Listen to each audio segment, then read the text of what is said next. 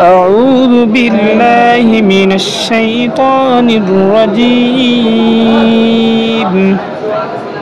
بسم الله الرحمن الرحيم.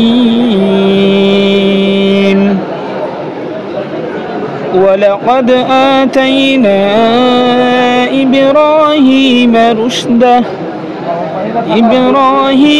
رشده من قبل وكنا به عالمين.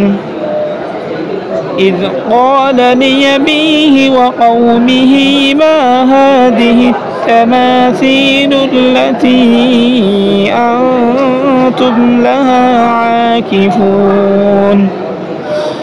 قالوا وجدنا آباءنا لها عابدين.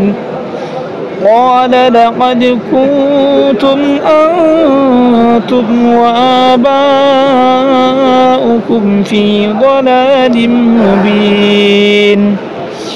قالوا أجئتنا بالحق أم أنت من اللاعبين؟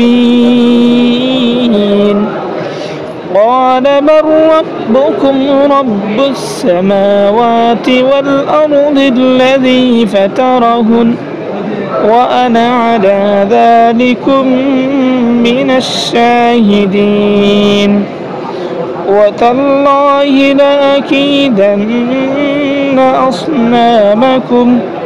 أصنامكم بعد أن تولوا مدبرين. صدق الله العظيم.